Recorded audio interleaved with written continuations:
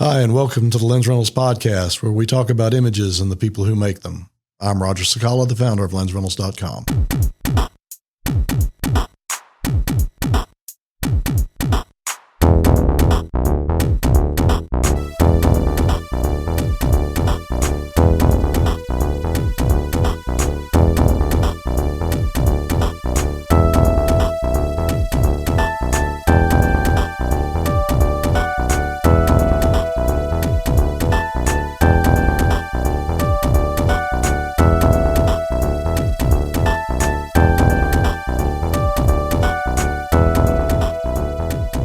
Welcome to the Lensrentals Podcast. I'm Ryan Hill.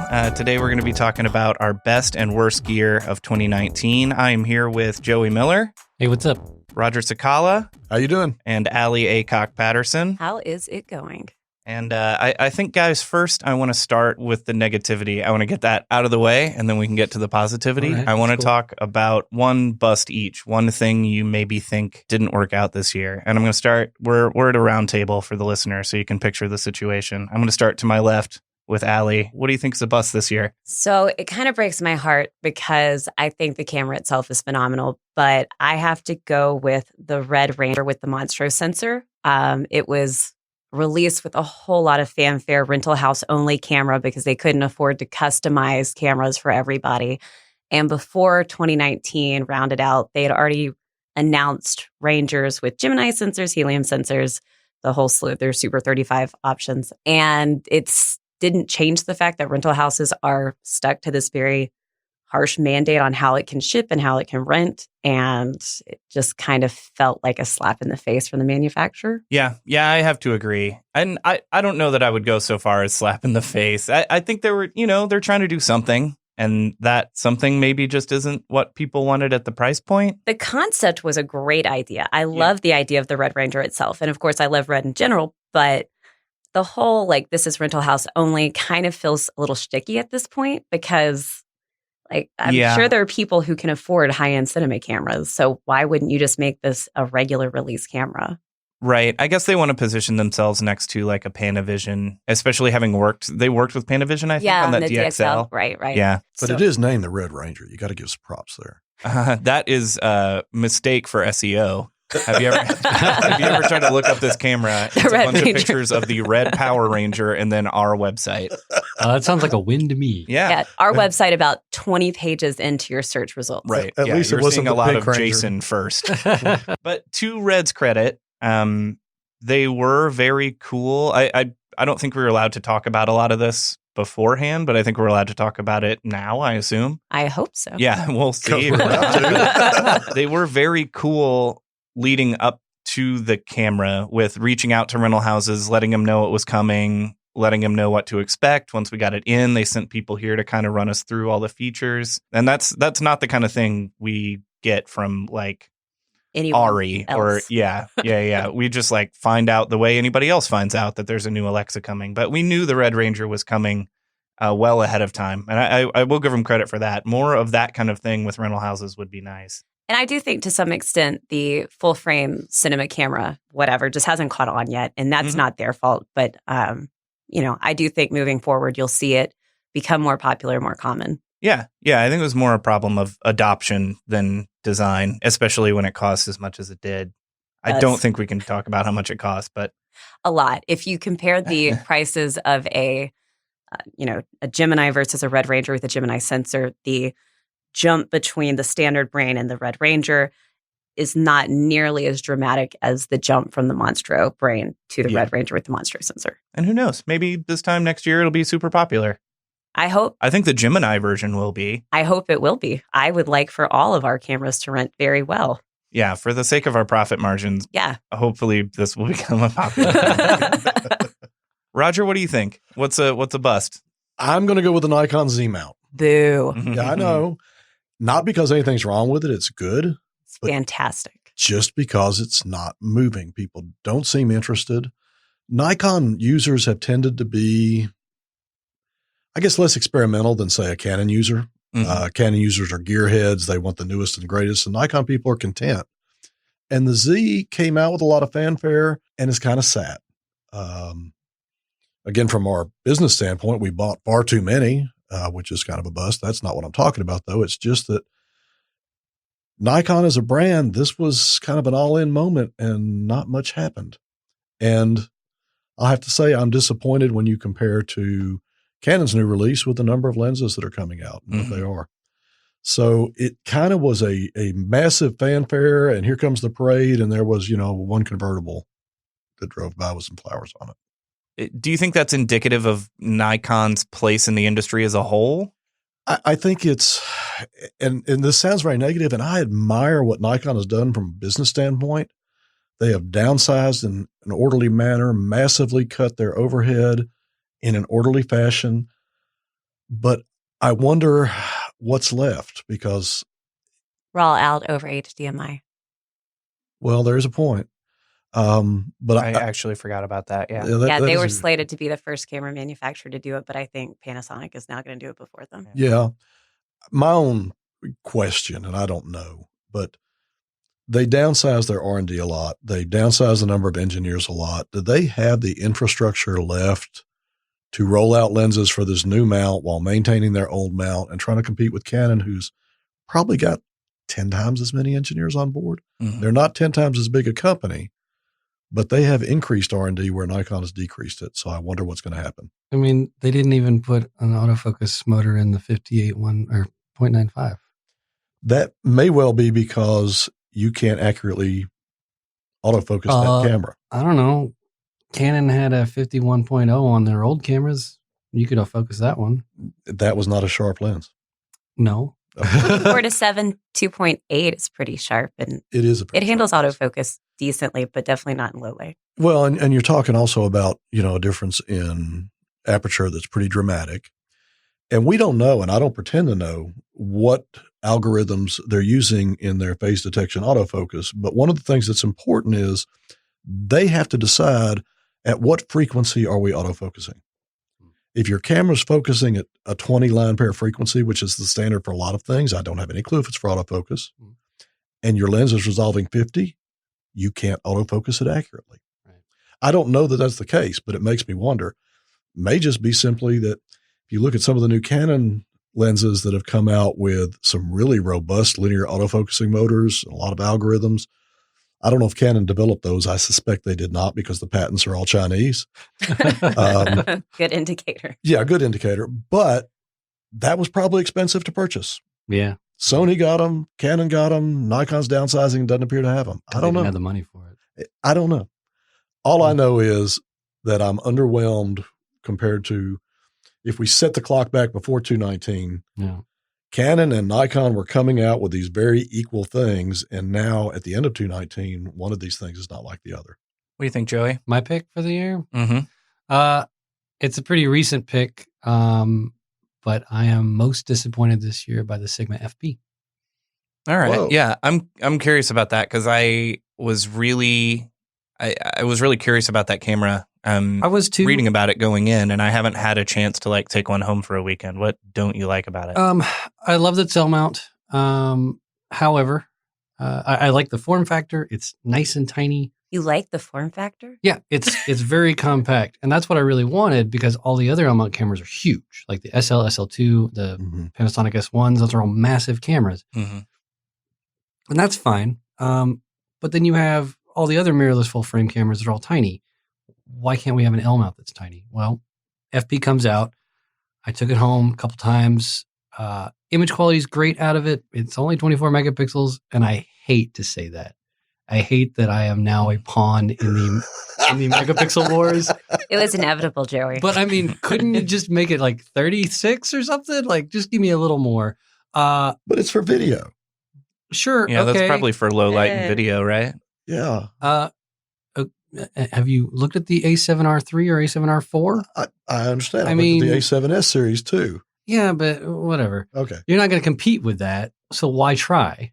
And the S1H, I mean, it's still 24 megapixels, right? Or something higher. The point is, that battle has already been won. Why fight it? Why not just make something better for everything else? Also, there's no Wi-Fi on that camera.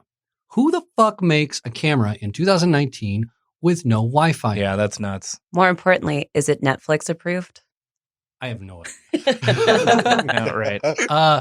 I mean, especially a camera that small and like meant to be super mobile.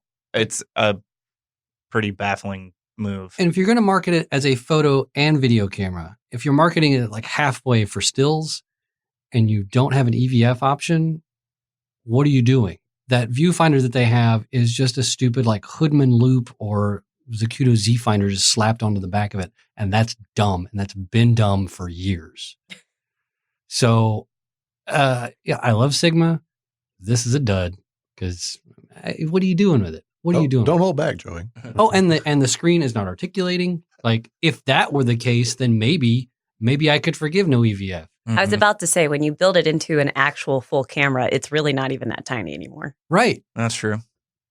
So, did you get into that director's viewfinder mode at all? That's what I was curious about. That honestly, was it's such cool. a weird, specific choice. Like that was a cool option. I like it. Is it practical? No, definitely not. know. It absolutely is not.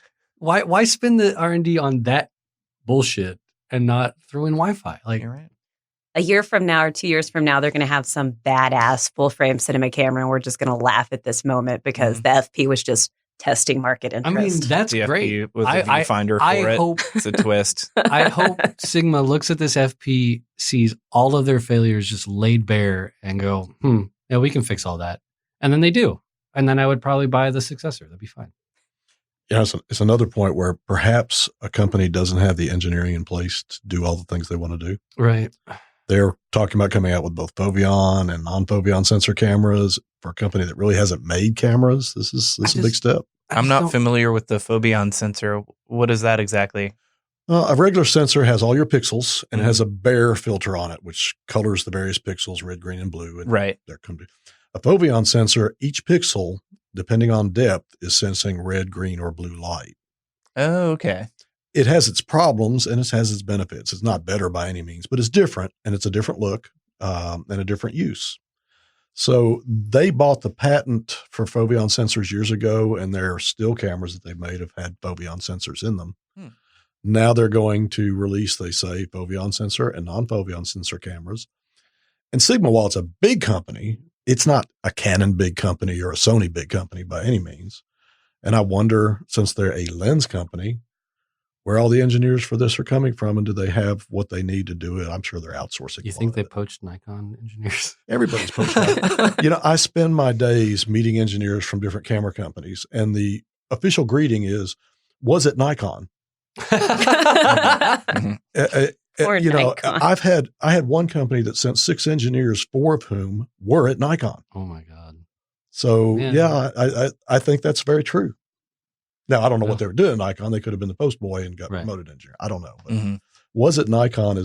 That's really struck me how often I hear that introduction. All right. I'm going to jump in with my negativity. What's your bust of the year? I chose the Atomos Sumo, and the Atomos Sumo not released this year, and not we started carrying it, I think, in 2017. Sounds right. But they did release this year the switching capability, which took probably 2.5 years to fully implement. And this is a feature that they had been marketing the Sumo. Wait, back in 2017, they said it was going to be available? From day one. Oh, yeah. From day one. And when it was announced, they were like, oh, it'll do a 4K input, it'll switch. And it was future firmware update for years. And then they released kind of a half working version that we could never get working. And if we can't get it working, customers no chance. Yeah. And I don't mean like expertise wise. I mean like equipment wise. It required your cameras to be gen locked, and even then it wouldn't work. It was a disaster. And so I think that is a bust for me, both for that product in particular and as a representative problem in the industry as a whole. That sort of attitude of release a product with a feature and then figure out how to do it or not do it. That's happened too. People have been announced cameras with features and then just said, oh, well, that's not going to work out. Sorry, you bought this camera 8 months ago. It's a real problem and like an ongoing thing outside of just Atomos. And I think it's important when we say we can't get it working is a big deal. I don't want to sound arrogant, but we'll take 3 or 4 techs, put them in a room with all kinds of stuff for 4 days and say, get it working. And if they can't, you're sure not going to get it working on the set. Yeah. We're not I'm not saying we're better at doing this than the average customer. I'm saying we will put a lot more resources into it. We're very incentivized. Yes. To make sure to make sure we can express to our customers how to make this work. Right. Yeah. If it takes us 6 hours and 4 people and grabbing a bunch of equipment we didn't think we would need off the shelf, then it's effectively not working. Right. They're going to give it 2 hours on the set and go send it back. Right. Well, they're going to go 2 hours on set, and then their producer's going to fire them for being incompetent. Yeah. Exactly. You just can't waste that amount of time. And it's working now. And it works well now. It works. Yeah. It's great now. I would honestly recommend it. I have a theory about this one, though. So wait a minute, you just trashed it and recommended it. Yeah. I think it's a good. This is the Lensrentals trashing it for principle. That's not my problem. The feature is great. The problem is that it took 2.5 years. I have a theory that because their 4K recorders are about to come out and they're going to be at a much higher price point, that they wanted a similar feature, but they knew they wouldn't be able to afford to do this a second time, where they released all these recorders that were supposed to be capable of switching. And so I think that's why the timing came out the way it did. But it was basically a pain in the ass. Oh, it's been a huge pain in the ass for 2 years. We had to put, I think, warnings and, all kinds of features that we could use our website to do to warn customers that this is not going to do what you want it to do or what you think it's going to do. Right. Yeah. And the wasted man hours of just trying to compete with their marketing strategies to convince people that it's not going to do it is, something we'll never get back. It's one thing to have a feature in the works. I do appreciate that. People adding via firmware features to products, it's great. I think nothing should ever be just entirely complete. We're not messing with this product anymore. Fuji's excellent. But there's a difference between doing that and marketing a product based on a feature and then just not delivering. Yeah. And all of their marketing material from day one mentions switching, and then you'll see a little asterisk and some little white text that says future firmware update. And usually future firmware update doesn't mean 2 years away from now. Yeah. Usually it means never. Yeah, often it means never. And there's no way to tell. All right, let's get to some positivity. We're going to talk about best products now. Yeah, we honestly could. I'm worried that we might put out a fully bullshit episode. But we're going to talk about some good stuff. Who does a worst of 2019? We could just roll with this. Yeah, we can get into, I don't know, just we have outside of gear and just broad culture. I don't think we need to get outside of gear, honestly, for 6 hours. Yeah, no. All right, Allie, best product of 2019 or one of two. Okay, so my first one, and this is specific to me, is the Easyrig Cinema Flex Vest. It is effectively a vest redesigned for female camera operators, and it is fucking 2019. Why did it take this long for manufacturers to go, holy shit, women can work cameras? Mm-hmm. That's really an amazing point. It's super adjustable. It's got 9 different places where you can do adjustments. It's got major chest support. But for years, I've been inspecting the standard Easyrig vests, and they come down past my hips. And it's this is not redistributing weight in a way that would be comfortable for me to be able to use this. I'm 5'4" and roughly 120 pounds. This is not designed for me. Mm-hmm. And it's nice to finally have an alternative option where I feel like I can use this really awesome gear that is very useful, and I can do it in a way that fits my form factor. So it's comfortable for you. It's very comfortable. Granted, they're brand new. And so who knows after they've been worn in a little bit, how well they hold up. But for now, you put them on and it fits great. That's awesome. Yeah. And hopefully indicative of a broader trend of not designing these sorts of physical support things to only account for 5'10", 220 pound white man. To be fair, this is the market. This is the only market. Yeah, this is who we are, and also who everyone is. To give a shout out to the tech room manager, Eric Morrison, I don't think they make a lot of gear for him either. That's true. Because he's 6'7", 6'8". No, he's 6'7". Is he 6'7"? Yeah. We can't. No way. He's 6'4". Tyler's I refuse 6'7". to accept that. Tyler's 6'7", and they are even height. Tyler's 6'7"? Yes. Wow. Maybe I'm just taller than I think I am. Maybe I'm shorter. I choose to interpret this as that. How tall are you? I think 5'11". I'm like But 5'10" and a I half. don't 5. picture myself as being 8 inches shorter than Eric. We're going to cut all of this, listener. No, we're not. I don't think we should leave it in. Actually, Michael Jordan is 6'6". I remember that from going to Bulls games when I was a kid. Tyler is 6'6" about from the University of North Carolina. Yeah. Eric has a triplet brother that's taller than him, and he's almost 7 foot flat, from what I understand. Unacceptable. He should be way better at basketball, given how tall he is. Okay, Whatever back to happened to the gear. after-work basketball games? Okay, Y'all just all back get hurt. to Did the not gear go well. conversation. They got trounced, I heard, in like every game. Roger, what was one of, or should I go ahead and do my second favorite? Or We'll go around. Okay. We'll go around the table. And So I get to go next? Yeah, we'll do one each. Okay, I'm going to do my favorite is let's remind everybody I'm a total geek. So my favorite is a not very good thing. It's the L mount consortion. Yay! Yeah, it's really cool. Does it have anything I want? A little, but no, I wouldn't buy any of it right now. But the concept to me is really important. You've got a bunch of camera manufacturers and lens manufacturers coming together, making a new mount, a la the Z mount, R mount kind of thing. Mm-hmm. I think it's a way for them to survive, for one thing. But from my point of view, if you look right now and you say, of the new mirrorless systems, we're going to not count Sony, what's got the widest lens setup? What's the L mount? By a mile. Mm-hmm. They've got 3 times as many lenses as Canon Rs. Mm-hmm. They'll still have more at the end of next year than Canon R. They've got some really sexy Leica glass. Yes, they do. They've got really sharp Sigma glass. So if they'll get me a good camera, I'm there. I really am excited about it. Have you tried the SL2 yet? I have. And it was the images are actually absolutely awesome. Yeah. For me personally, I shoot just enough wildlife to make the focusing part a little bit of an issue. Mm-hmm. And there's a couple other things. For instance, one of the things I was really excited about was I was going to take that Leica 90 to 280. Yes. Yeah, except, well, the firmware needed an update. It wouldn't even take a picture no. after 200. So it was a 90 to 200. So, kinks are being worked out. If they come out with an autofocus on chip, a phase detection on chip Mm-hmm. kind of thing like the others have, I think that may be where I head. It's like Micro Four Thirds, but way better. Way better. Mm-hmm. And the Panasonic camera, I love the images. Mm-hmm. And the autofocus, first of all, let me say, I'm me. So I took the camera out and, read the manual my ass. And the autofocus was awful. And I went home and read the manual and realized that, oh, wait, you've actually got to set this autofocus up a little different. And it was really good. And it did everything, but it would not really do the little bit of birds in flight and moving animals I wanted accurately. Yeah. And I noticed that between brands of the lenses, not all autofocusing features are supported across all brands yet. Good point. But Panasonic's lenses were good. Mm-hmm. That's what I shot some Leica with it and they were okay, but as far as autofocus, but the Panasonics were quite good.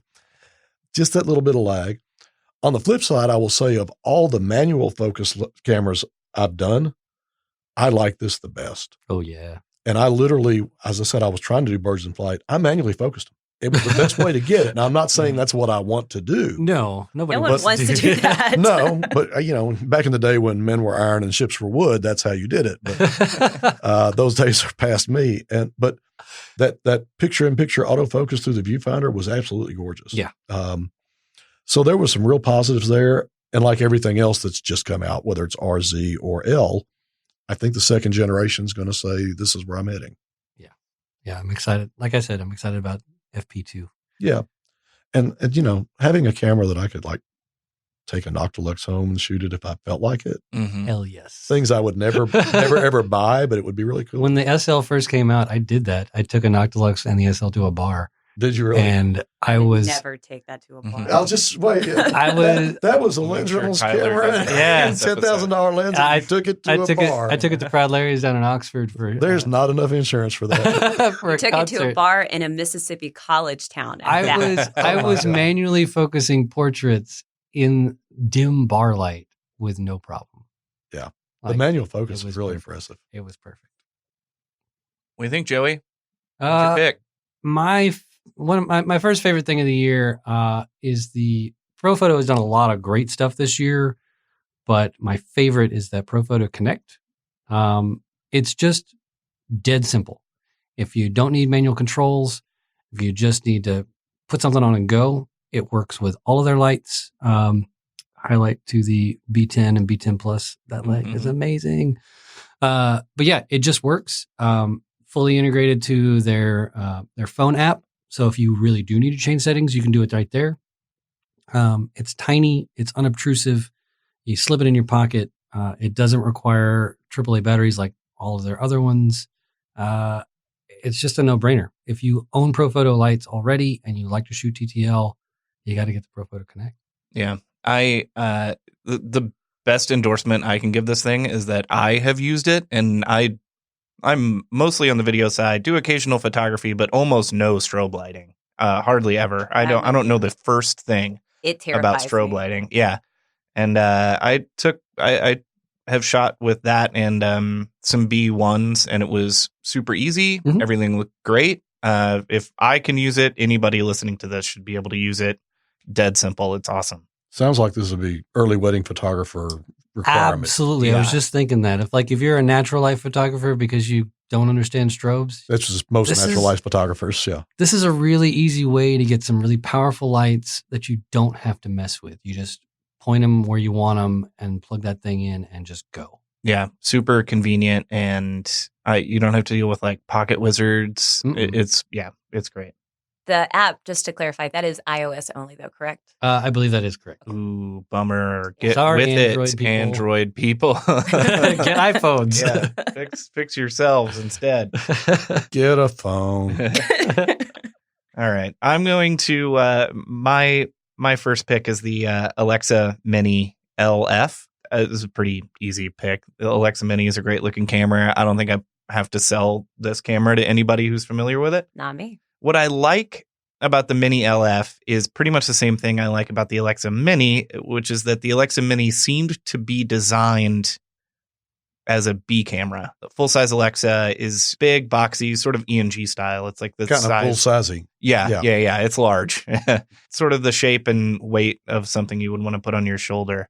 And the Alexa Mini was more for like gimbal work. It's like a dead center 4:3 sensor, so it's easier to mount in multiple orientations.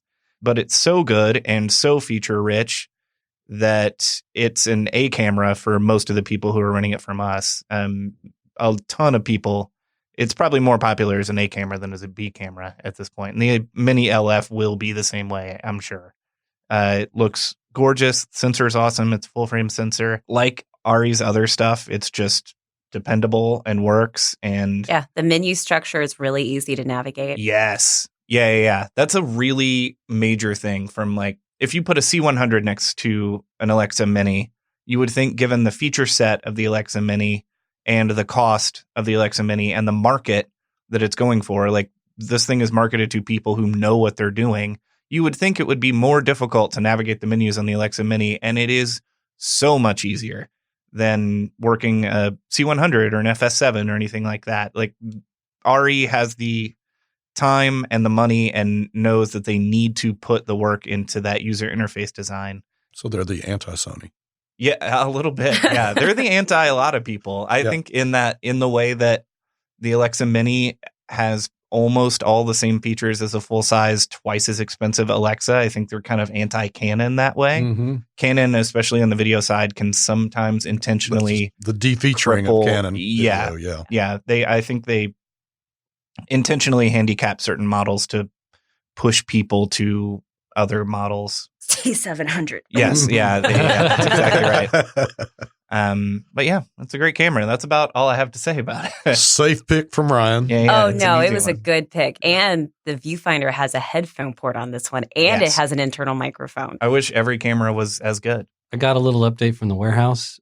Eric Morrison is 6'5". I knew it. In shoes, he's 6'7". I knew he wasn't 6'7". He just wears huge shoes. I mean, it's only off by 2 inches. It's still an impressive height. No, I just need him to be shorter than Michael Jordan. Well, so I can get my heroes in an appropriate hierarchy. By an inch. Although, they lie about athlete height. So. John Morant would have dunked on Michael Jordan, just saying. Hell yeah, he would have. All right. Back to gear. Yeah, we're going to take a quick break. When we come back, we'll talk about our other picks for the best of 2019.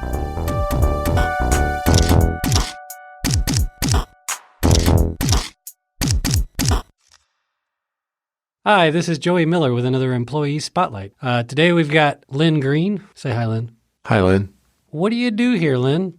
I am a customer service tech. What does that mean? Well, if you call Lensrentals, you probably talk to me. If you email Lensrentals, you probably talk to me. You do lots of troubleshooting and recommendations and things like that, right? Yeah, pretty much anything technical. All right.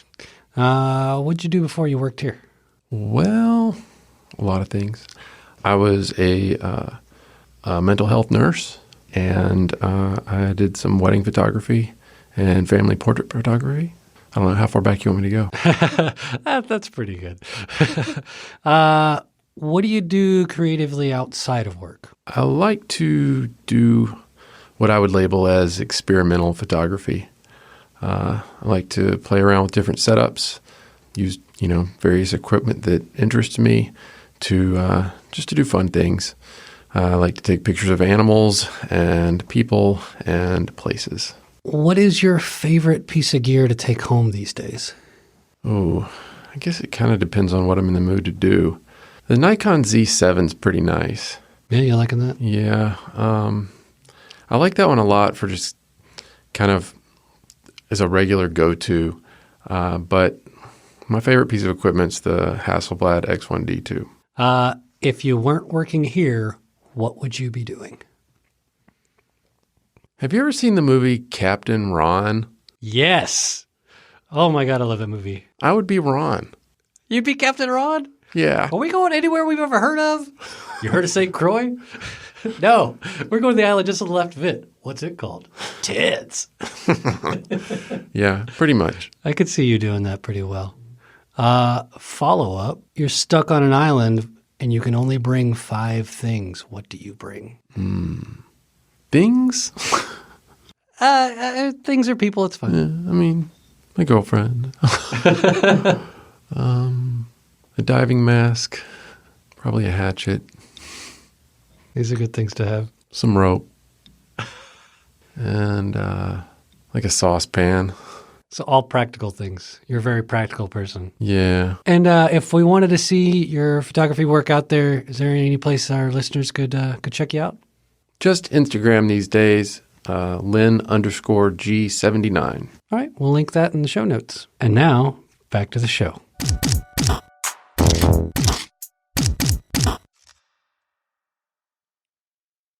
Welcome back to the Lensrentals Podcast. We're talking about our favorite gear of 2019, and it is Allie Aycock Patterson's turn. Allie, what is your next pick? So this one is not new to 2019, but it's new to Lensrentals as of 2019, and it is an oldie but goodie. It is the B4 system. We jumped in pretty conservatively with the Ursa broadcast camera, which is a not super high-end expensive camera as far as B4 systems go. We originally purchased it with a kit lens, and we've since expanded into the Fuji X1D II, which is a more standard B4 lens that has your 2x extender. It's actually a pretty fast lens. It's a f1.8 throughout the main zoom range, I think up to a 113. And then even with the extender, it's still 2.7 at 175. What I really like about it is one of the characteristics about B4 lenses is that they're user calibrated from the field. And so if you have a back focusing issue, especially if you drop that extender in, you need to be able to make micro adjustments. And the kit lens has this electronic system that's kind of fun, but not super efficient. The Fuji X1D II, it is that standard mechanical option where you can actually drag your knobs around and get your focus as you need it. The servo features of it are fantastic. It is as smooth a servo as you could possibly ask for. And once you've got your back focus calibrated, it's parfocal throughout. And so for like sporting events or concerts, stuff like that, it is a really fantastic system to be able to just get tight shots, medium shots, and zoom in and out however you need without breaking your budget with like a 17 to 120 and cinema camera system. Yeah, they're a lot more affordable than lenses of similar focal length ranges that cover larger sensors. Yeah, and I'd say we're still at like the entry level of B4 stuff. I think moving forward, we'll see more advanced stuff, the huge shoulder mounted option ENG style cameras. But for where we are right now, I think we're in a very safe place and it's doing very well for us. And I think it was a good introductory place to start. For sure. Yeah, like you said, not new necessarily. B4 has been around for longer than most of us have been doing this kind of work at all. Right. But customers requested a lot. It was a really, really common customer request, and we were worried that they wouldn't rent because we assumed most people only wanted us to carry B4 cameras because they already own their own B4 lenses from, back in the day when B4 was a more common standard. But they seem to have been doing super well, right? Yeah. I mean, right now, I think all but the one lens that I said I really liked are out of stock on our website. Nice. Let's pretend for a moment I don't know anything about video. I don't have to pretend. I know. How big is a B4 sensor and mount compared to other things? So the sensor in the Ursa Broadcast is either actually Super 16 or comparable to. The lenses that we have, they're designed for 2/3 inch sensors. So in B4, you have your most standard ones are going to be 1/3 inch sensors and 2/3 inch sensors. 1/3 inch sensors, I think, are probably on their way out if anyone is still making them at all. Yeah, I don't think they are. It would make me sad if they were. But 2/3 sensors have a lot of promise. So and you get good resolution with the 2/3 sensor. Yeah. Yeah. And that sensor size is sort of why the standard has stuck around for so long, is that a lot of the industry has moved past sensors that small because it's tough to cram a lot of resolution into that size, and it's tough to get very good low light capability. But if you have a tiny sensor like a Super 16 or a 2/3 inch, it is much easier to design a lens that can go, say, from 20 to 200 and stay parfocal right. And keep the aperture open. These are all fixed zoom lenses or fixed aperture zooms, and they don't cost $50,000. Like our 17 to 120 is great, but it is very expensive. And these B4 lenses are really long focal ranges, generally with a fixed aperture, and generally not nearly as expensive as their like EF or PL counterparts. And smaller too. Yeah, smaller, lighter. And for all the people who get so excited about shooting whatever they're shooting so that it can be projected in, IMAX style cinema, most stuff doesn't go there. Right. Yeah, exactly. Yeah, for the vast majority of people, especially in the documentary news gathering world, the pro side of jumping up to like a Super 35 or full frame sensor is not nearly worth the con of having to upgrade all your lenses to much larger, much heavier, much less efficient space-wise lenses. That's cool. Roger, I think you're up next. I am. And as the token photo person here today, nearly token, my next pick is an odd one. It's the Tamron 35mm f1.4 lens, which is a fairly new release. I agree that it's odd, and I am intrigued to learn why you chose this one. So good. That's basically it, but it's a bigger than. I've tested lenses forever, and Tamron, I always know what I'm going to get. It's going to be good, and it's going to be really reasonably priced. And that's that. And so when I tested this lens, and it was the best 35-1.4 I'd ever tested, smoked the Sigma 35-1.4 Art, which was the standard at that time, for about $800 compared to $1,500 for its competition, I took notice. And when I looked into it more, I found an interesting thing. Most people are not aware that Tamron is a huge lens making company. They make more lenses than Canon. If you are into machine optics, the kind of robotic optics and things, Tamron makes your lenses. They're the best. If you got a backup camera in your car, Tamron probably made your lenses. But also, if you shoot a name brand and it's not Canon or Sigma, there's a very good chance Tamron made your lenses, which most people don't realize. Tamron designs a lot of lenses and sells the designs to other manufacturers. Tamron makes sub-assemblies. Aaron and I have always been entertained. We'll disassemble somebody's lens and look and go, oh, Tamron made that part. Even sometimes the Tamron has a very distinctive blue PCB. A couple of brand name lenses, we just laughed out loud because they didn't even bother to not use the blue Tamron PCB. So they've been doing this a lot. And let's say the company designs these lenses and kind of maybe says, well, we're having an auction. Here's a 35-1.4 lens design, and nobody wanted it. And Tamron said, you know what? We can make great lenses right here. And we have an economy of scale that makes them at a great price. So more than just it was a relatively inexpensive, exceptionally good lens, it may indicate some other things happening. And this is throughout the lens business. Lenses are, I'm always entertained, but I want my lens made in Japan. You mean assembled in Japan? None of the parts in it were made in Japan, dude. The companies are buying their autofocus system from here, and they're buying often complete with the lenses from there, their apertures from somewhere else, their glass is made here, and we're maybe assembling the whole thing. So this is kind of a change in the way lenses have been made, and it's left some legacy lens gurus kind of in the dust because they're making claims about the way things used to be. And I think the Tamron 3514 may be a harbinger of the way things are going to be. I like change like that. I do too. So, Joey, you work with a lot of the repair stuff, and Tamron in the past has had some weird compatibility issues with some video cameras. Specifically, I think one of the maybe a 70 to 200 literally bricked Blackmagic cameras. And then I think there's been some issues with maybe Wait. You're holding Blackmagic as a standard? No. Okay. It was just so weird. It stands out in my mind. And then they've had some problems on red stuff too. Yeah. I remember that. And then some Canon C-series cameras have also had issues. Do you see that as something that Tamron aims to fix at some point, or do they consider it a problem? Yeah, I think they are already doing a lot of that with their tap-in USB dock now. Their SP line of lenses can all be updated. We saw that with the Nikon Z cameras. The Tamrons, to some small extent, the Sigmas had some issues initially when those cameras first came out. Like autofocus wasn't working right, and aperture control wasn't. It was just like not working. Right. And then Tamron issued a gigantic update for all of their lenses, and now they all work. Good. So just like, I mean, they're just taking cues from Sigma on that. Sigma puts out their dock. Tamron goes, that's a really good idea, because it is a really good idea. We should really make these work consistently in the future. Yeah, and then now all of their SP line of lenses are capable of doing that. Okay, good to know. And I'm not saying that, it's all fixed now and going to be better. There will be individual problems, camera lens compatibility, but I they work in address them. video. I know it can always get better, and this is not as good as it's going to get. And it can always get worse.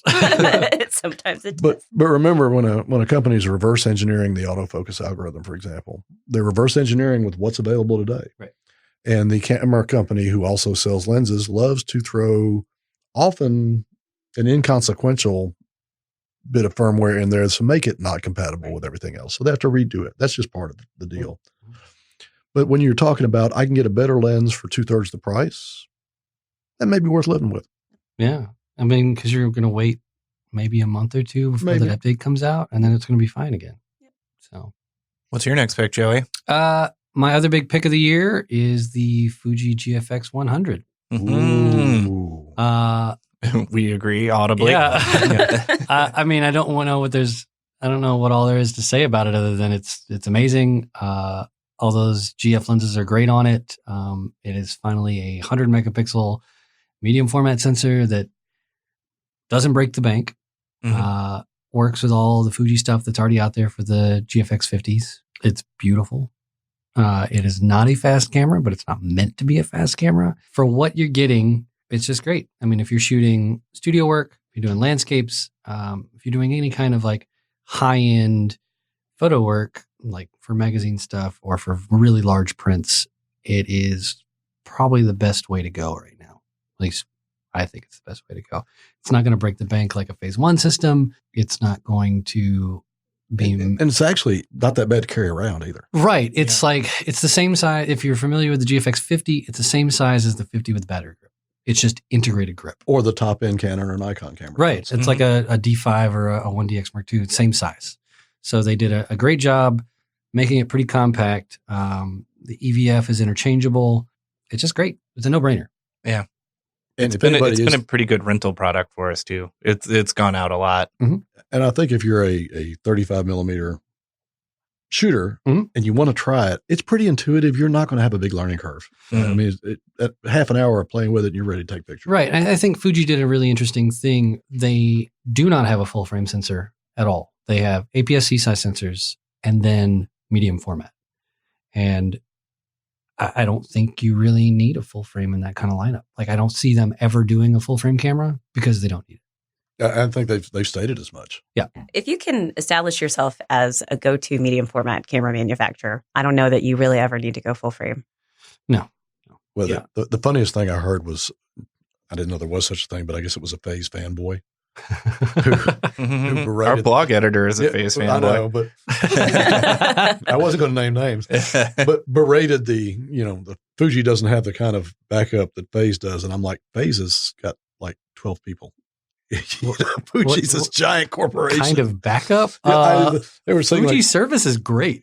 I know, it's awesome. And this is a great big company, which no medium format camera maker is a great big company except them. I'm sure their division is not that big, but if you want to talk resources, they have more resources, in their break room than most medium format camera manufacturers have. Yeah, there is room in that market for sure. Yeah. Well, Ryan, what's your last pick? I will pick.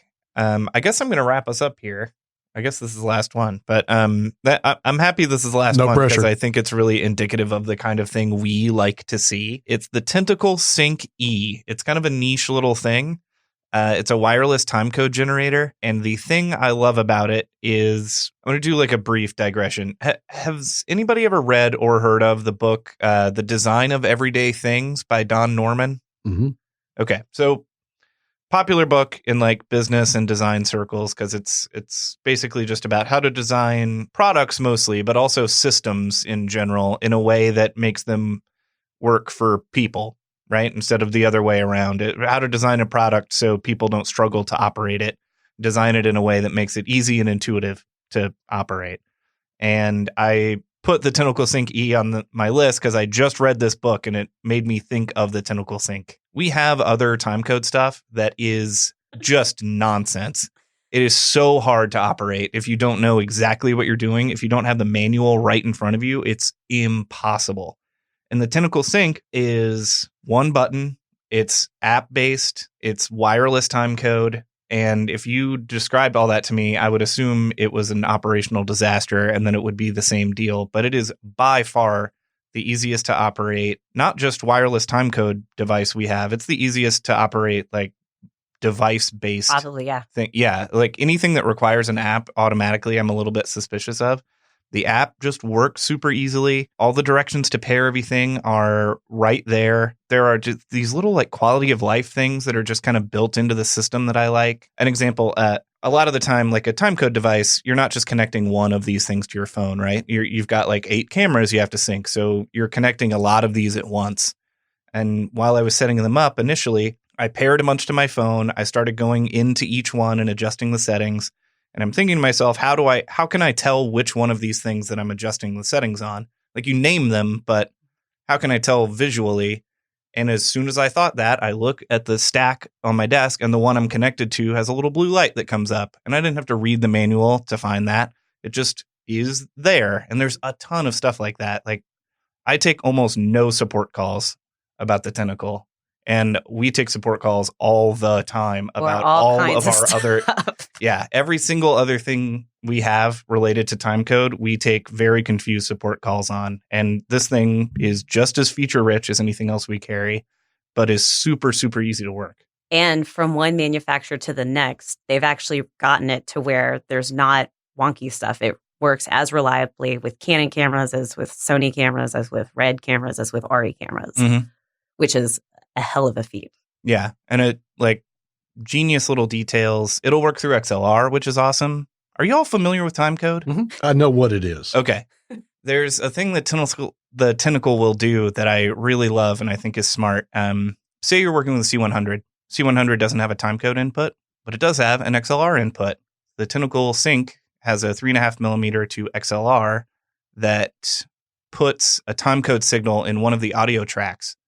And you can hear it. Like if you put headphones on, one of your audio tracks in the C100 is just like a series of beeps.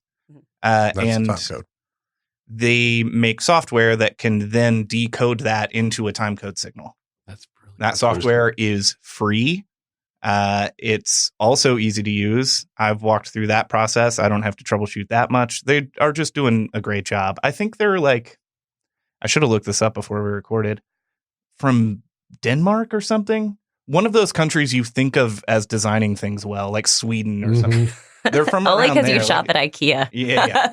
I like IKEA, but like, and that's sort of like, I don't know. No, it's very simple, minimal European design. They took a concept that can be very overwhelming and a practice that is not performed very well across the board, and they made it something that anyone with any basic working knowledge of timecode can use. Yeah. And they're also cheap. They're cheap, and the little name thing is cute. That's right. It's a delight. Why don't you explain that? Because I love it so much. So they first came out, and of course, you need to be able to identify one from the other. And so they come out with these cute little names for, like Marge but yeah, the little naming system is really easy and adorable. Yeah. And I mean, who doesn't want to turn on their time code device and see their friend Georgia pop up? Right. Yeah. They come programmed from the factory with, because they need to be identifiable in a list when you pair all of them. And any other manufacturer I've ever done that kind of thing with, that list would be serial numbers or nonsense, just like hyphens. And you are going to have to deal with some stuff that's hard to remember. But these come from the factory with each one has an individual name, like Cabbage Patch Kids or something. Yeah. There was one. I've actually seen the first one we got was named Bethany. And so if you pair 10 of these things, it'll be like Bethany, George, Michael in a line instead of just like a bunch of nonsense numbers. From us, I don't know the first thing about time code generators, but I know engineers. Mm-hmm. And when you see that kind of thing, they were having fun. Yeah. They were into it. It wasn't like you have 72 hours to design this product. They were sitting around having coffee and having a good time. Plot twist, I looked it up. They're German. Yeah, I thought they were German. Yeah, they're in Cologne. I take it back about having a good time. But no, I've actually seen orders come back where people had rented 4 or 5 of them, and on the side of cameras, they have gaff tape that say, Ryan or Joey. And it's like, oh, so they didn't even bother to go in and rename the Tentacle devices. They just, instead of doing camera A and camera B, they actually gave the camera the name, which was kind of fun. Yeah. Yeah. And I'm glad we can wrap on this one because it's the kind of product we love to see, that it's just like clear that thought has been put into the design. And it's not like a big company. As far as I know, this is the only thing they really make. They make a couple other timecode generators. But things like that make a shoot work. Yeah, absolutely. How much money is there in we save 2 hours setting up time codes? That's a big ass deal. Mm-hmm. Yeah. And the last thing you want to do is have to explain to every operator on a 10 camera shoot how this extremely expensive and complicated timecode generator works. Like the other stuff we have is you've got a tiny little eyegrass screwdriver. You're dealing with dip switches and shit. Oh. It's a disaster. But this thing, just iPhone, it's easy. Anybody could do it. For the record, I just want to say that I'm supposed to be the Lensrentals resident geek, and Ryan just closed with his favorite thing being a timecode generator. So I think you got some. I got one up today. Yeah. There we go. All right. Well, thank you for listening again to the Lensrentals podcast. If you have any questions, email us at podcast@lensrentals.com. And if you have any picks, I guess, let us know in the comments on the blog or shoot us an email. Thanks for listening to the Lensrentals podcast. If you have any questions or comments, let us know at podcast@lensrentals.com. I'll leave with this quote by Peter Atomos. Great photography is about depth of feeling, not depth of field.